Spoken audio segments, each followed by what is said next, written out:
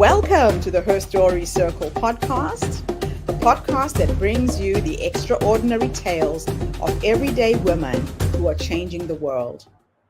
I'm your host, Gertrude Mache, and I'd like to acknowledge traditional custodians of the land on which we meet today. I also like to pay my respects to elders, past, present, and emerging. Every week, we dive into the lives, challenges, and triumphs of women from all four corners of the globe. We're here to inspire, enlighten, and connect, sharing stories that uplift and empower. So grab a cup of coffee, settle in, and join us as we explore the incredible journeys of women shaping our future. This is Her Story, where every woman's voice matters. Hello, everybody, and welcome back to the Her Story Circle. This is Gertrude Mache here in beautiful Melbourne, Australia. And today I am graced with the presence of yet another fascinating young woman. Welcome, welcome, welcome to our tribe. Please tell everybody your full name, where you're based, and share your story with us today.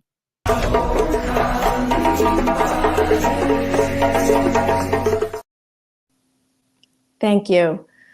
My name is Johanna Jackson, and I am in Wilmington, Delaware, in the United States, and I am 52 years old. I came to this country in the 1970s with my family. I'm a first-generation American. My family came from Chile. And I wish I could say that life was easy when we got here, but it was not. It was a pretty hard life. I'm very grateful, though, to my parents for giving us an opportunity here. But I would say that we grew up in an environment with a lot of limiting beliefs, a lot of scarcity, and poverty, and not the most positive paths ahead of us.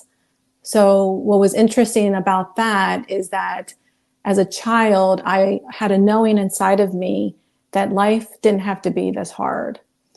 So when you have that knowing inside of you, what happens, and if you're open to it, the universe will start to send you guides and information that will help you to see that there is a better way of being, an easier way of being. So I am very grateful for those guides and the teachers and the mentors that have come before me to help me become a different person, a better person. And I would say that the pivotal point for me for really making changes in my life were when my daughter was born. I have a 12-year-old daughter. And when she was born, I realized that this little girl was watching and learning from everything that I was doing. So I needed to really step it up and really take a good look at my life and see what I was showing her.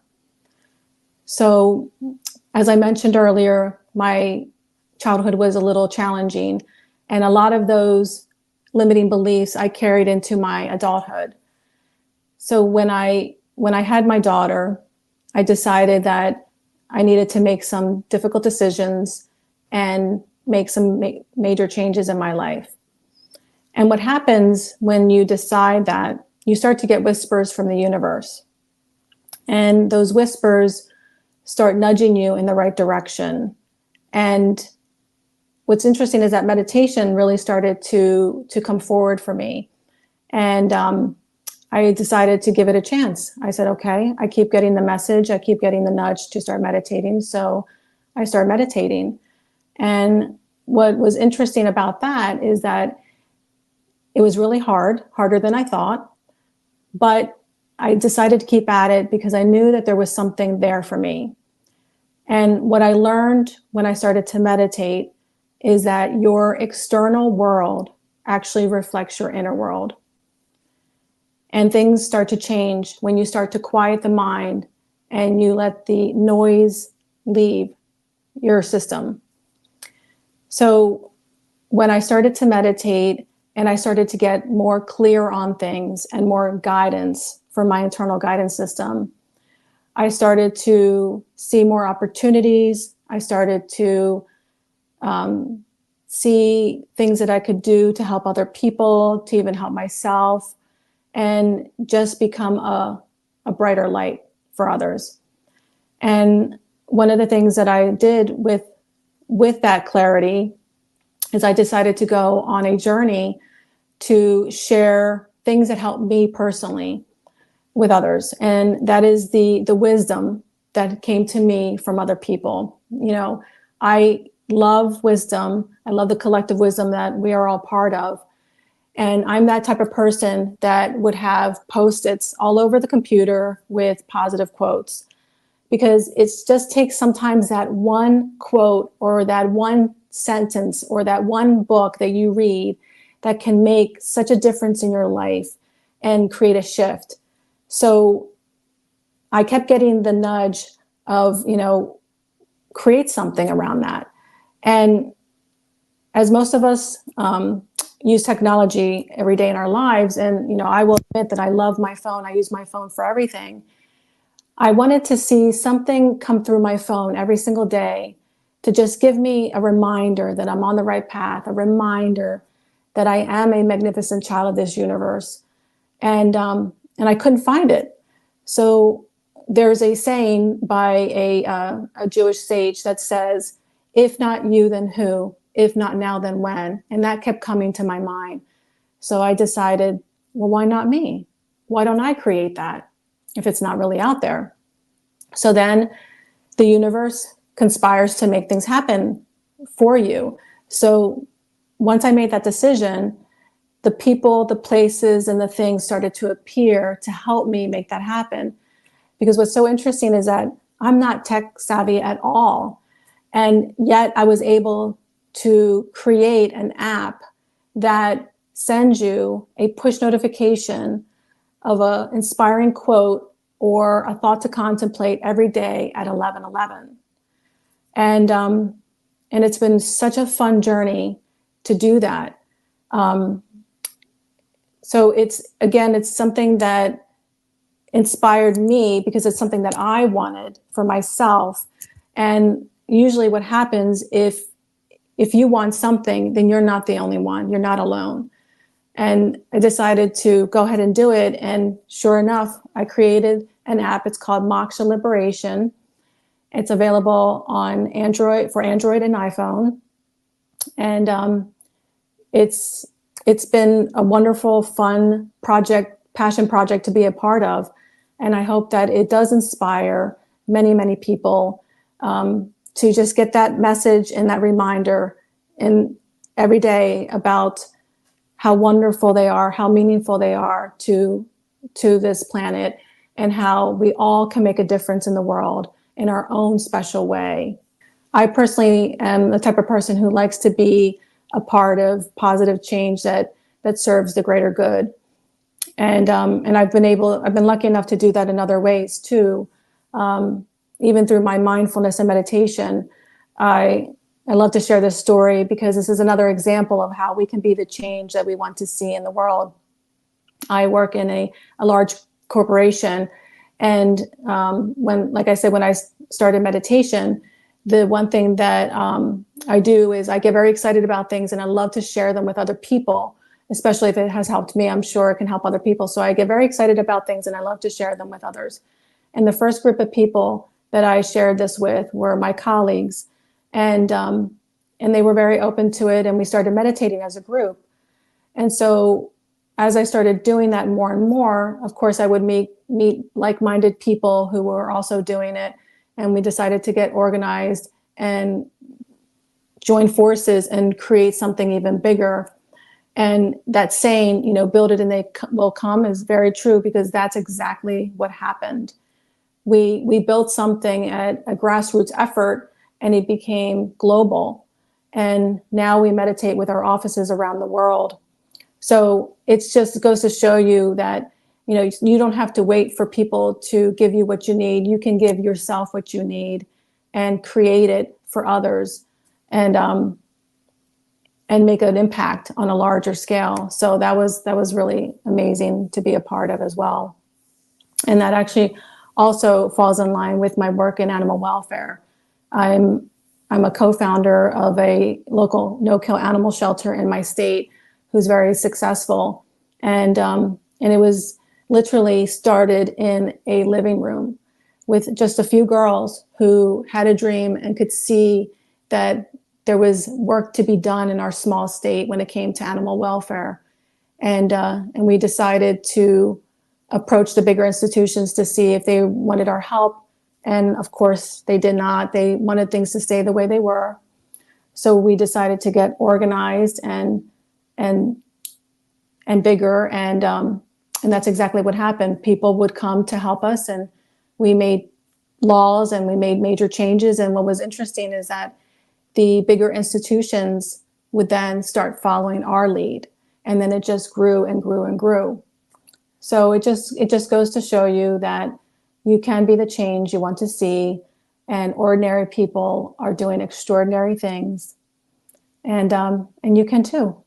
Johanna, listening to you speak is like music to my ears. You know, the Thank reason you. why I created this platform is to find people like you, women who are game changers, who are being the change that they want to see in the world. You're so right. There's no point in sitting and waiting and hoping that somebody else can make the change or help. You have to Mhm. be the change. You're a living example of that. Now, as a first generation American with a unique cultural background, how do you think your heritage has influenced your approach to technology and personal development? It's interesting because I think that there were a lot of limiting beliefs that I had to work through as a first generation American.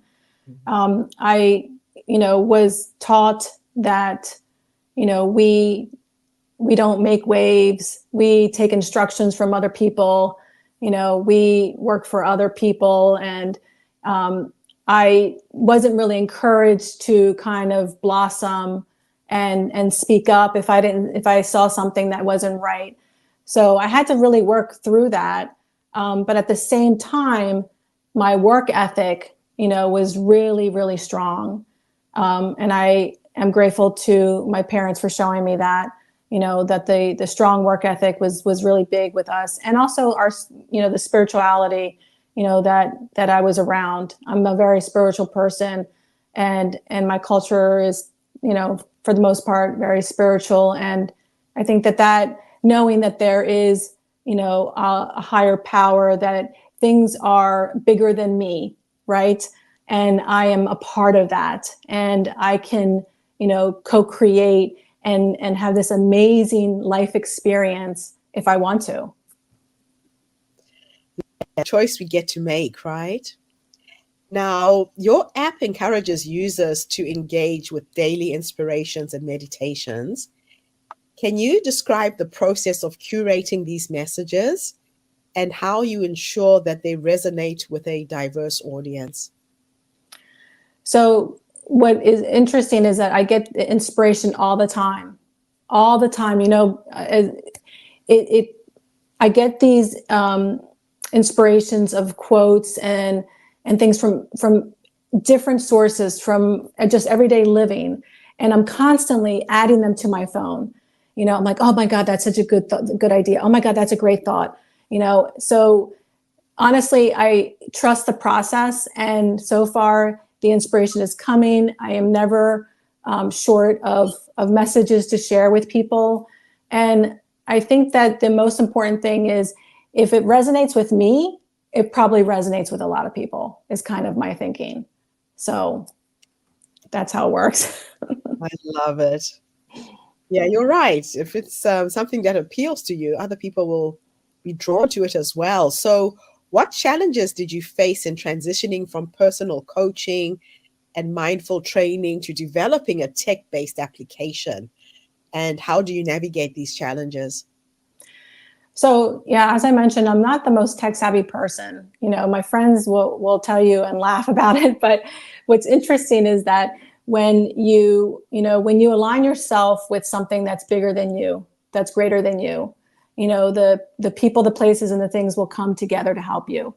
And the first thing I knew I needed an app developer, and I needed someone in that space. And even though I had these wonderful ideas, I needed someone to help me create that. So I started asking around. And what was interesting is that when I started sharing my idea with certain people, some people were supportive and some people were not. You always have the naysayers, like, oh, it's too big, oh, it's too expensive, you're never going to be able to do this. And so I say that because I want to remind people, there was this saying I heard recently, and it was like, you shouldn't share big ideas with small minds. Oh, yeah. And it's so true. So, I, at that point, decided, okay, I need to also think about who I'm telling this to, because I want the people that support me and my cheerleaders to keep cheering me on, right? And you know who those people are. So I started asking around for help, and sure enough, I got it. So like attracts like, and when you are in alignment with your vision and your goal, you will be aligned with the right people that help you. So I don't need to know everything there is to know about creating an app, but I do have the passion, and the passion is important because that gets you through the days when you're like, oh my God, I don't know what to do next. Oh, how do you handle that? Like, how do you make that? You just take the next logical step and you figure it out. And I'm just a regular person. Anyone can do this. I love your attitude, because a lot of times we seek for inspiration or advice from people who've never done anything before. Yes. And they are the wrong people to ask. I've learned that through my businesses, that if I am going to look for advice, I'm going to find somebody who's actually done something before. Yes. Those who haven't just don't understand. And also knowing who your target market is. I had a business coach who gave me the best advice in the world. And she said, there's a 33% rule to everything you'll ever do. 33% of people will love you, will adore you, will buy anything you sell. 33% of people will hate you. Be prepared for the haters. They're out there for no reason. They will just not like you. And there's 33% of people who are just indifferent, just don't give a damn, aren't interested. So when you know who your 33% are, that's where you put your energy and your focus. So you're bringing some really inspiring tips here for other entrepreneurs who are sitting out there thinking, how do I do this? This is some really good advice. Yes. So in your journey of personal growth and business development, how have you balanced the demand of innovation with maintaining personal well-being and family life? Yes, I love this question because it's so important. And I will tell you that well-being is very important to me. And life-work balance is huge. So I say no. I say no to a lot of things. People love to pull you into things, and especially when they love your energy and they know that you can, give great ideas. I mean, trust me, I could be on 5 committees, and I actually used to be that person who was on a million committees, and this was before my daughter was born. And I worked and worked and worked. And I realized then, or I realize now, but then it was really a form of numbing for me. So I was always busy. But now I'm a different person. I've learned a lot. And I really try to balance, what I do with work and my professional life with my home life and my daughter. She comes first, and I come first, to be honest. So my self-care is very important to me. I need downtime. And just like, when you're starting something, you don't have to do it all at once. Even if you just do a few things here and there, it all adds up. I mean, my app journey was 2 years before it was released, on the iPhone platform. So it took 2 years of, I was working full time, I had a daughter. It wasn't my main priority, but it was, important to me. But if you just do a little bit each day or each weekend or whatever, it all adds up. But so I definitely say I'm very picky about what I do. I'm also very picky about what I bring into my mental space. about what I read, about what I do, who I hang out with. It's all really important. It's all very critical to your well-being. So I'm very aware of all of that. I love it. You're really making a deliberate choice on how you use your mental energy. Yes. And That my is time. as women, we forget. So you've been involved in various forms of community service, from animal welfare to corporate mindfulness. How do these experiences reflect your overall mission with the Moksha Liberation? Well, those experiences, what they really showed me that ordinary people can do extraordinary things. We are more powerful than we realize. We are more influential than we realize, and we can make things happen. There's a beautiful quote, and I think it's by Margaret Mead, that says, it's usually just ordinary people that really change the world. And I'm not quoting it correctly, and I apologize, but it is a beautiful quote about how it just really, that's really what has happened in changing things in the world. It just takes ordinary people to do it. I'm not sure if you're familiar with that quote, but Um, okay. and So you me, because I can read a book. I will not remember the title of the book, but I remember chunks of text that yes. text. I can so relate to that. Yes. So, so those experiences, have made me who I am today. And what I like to say is that I carry those experiences in everything that I do. So I was inspired, along the way, and I hope to inspire people along their way, along their journey. I love it.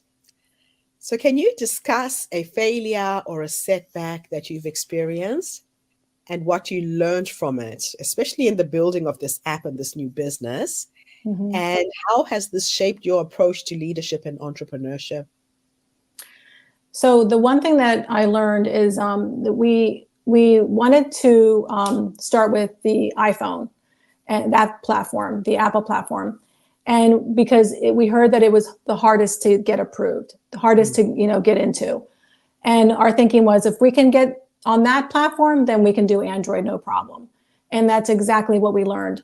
We were rejected a bunch of times. So we had to go back to the drawing board and figure out, what we needed to do. But each time I knew that these rejections were purposeful, because I believe that every, mistake is a stepping stone.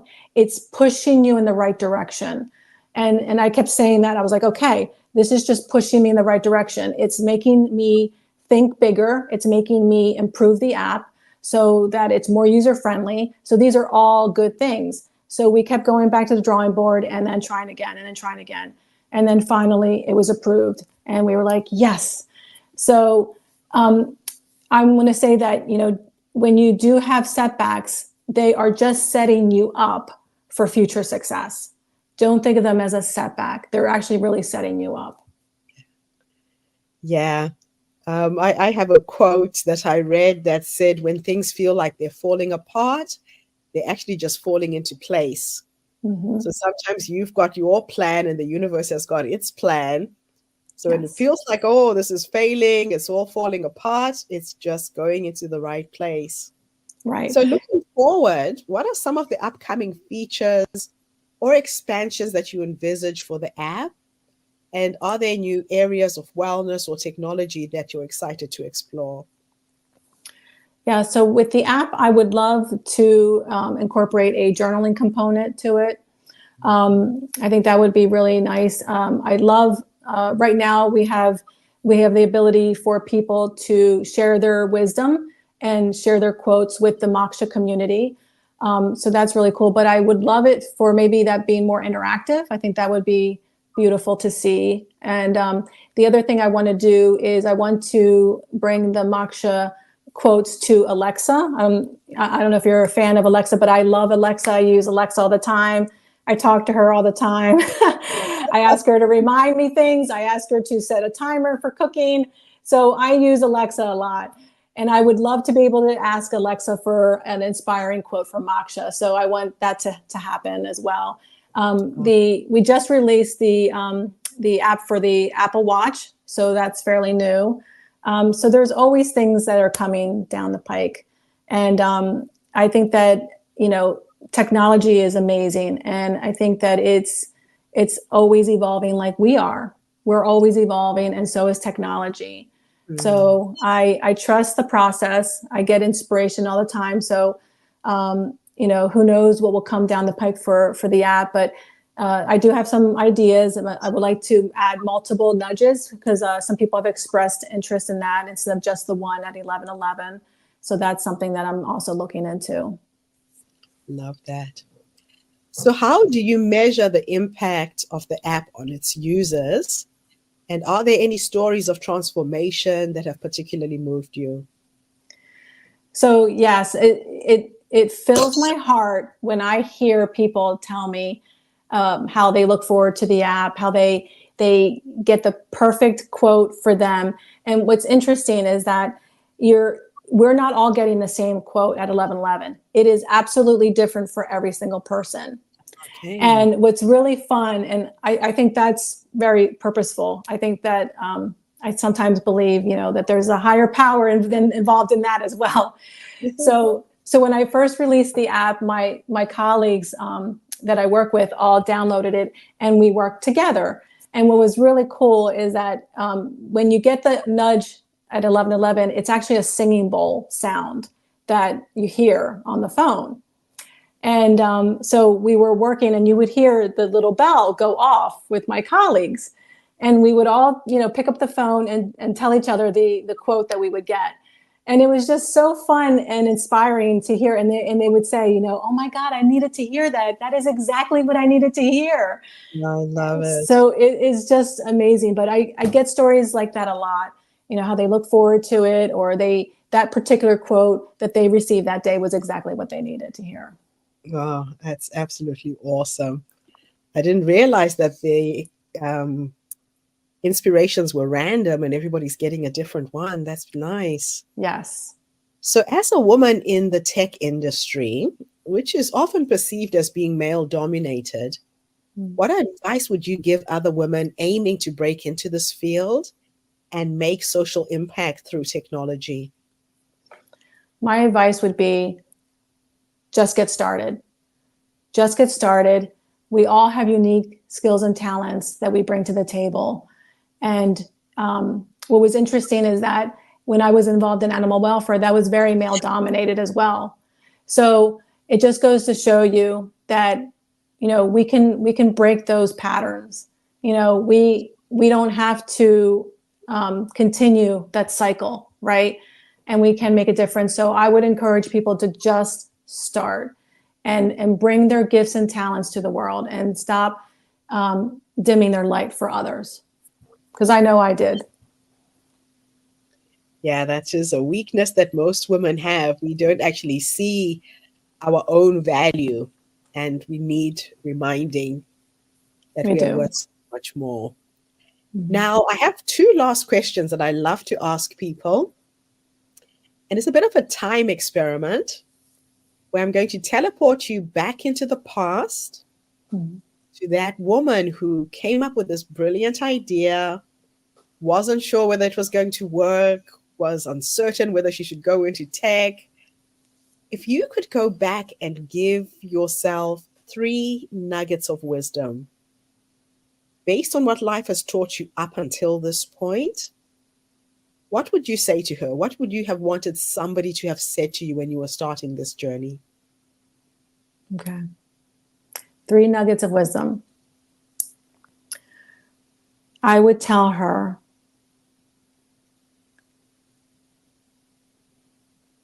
that she has so much wisdom to share with others, and that her life experiences have brought her to where she is today, and they will continue to drive her to making a difference and helping others, and that you can do it. You can do anything that you set your mind to, And there's nothing that you can't be, do, or have in this world. That's what I would say. Beautiful. Now, let me take you into the future. You're now 100 years old. You probably live to 120 with technology being the way it is. Mm-hmm. You are sitting on your porch, surrounded by your children, your grandchildren, your dogs, your cats, whoever is there with you at the end. Mm-hmm. If I could take you into the future to go and have a conversation with this wise woman who has led you up until this point, what will you say to her when you finally meet her? I would say that wasn't it all worth it? And wasn't it a fun journey and amazing and easier than you thought? That's what I would say. The reason why I like to ask that as the last question is a lot of women don't realize that the wise woman is already in them. Mm-hmm. She's that little voice who says, go left, go right, do it, don't do it. But we don't trust ourselves enough. Right. We Yes. don't listen to that inner voice.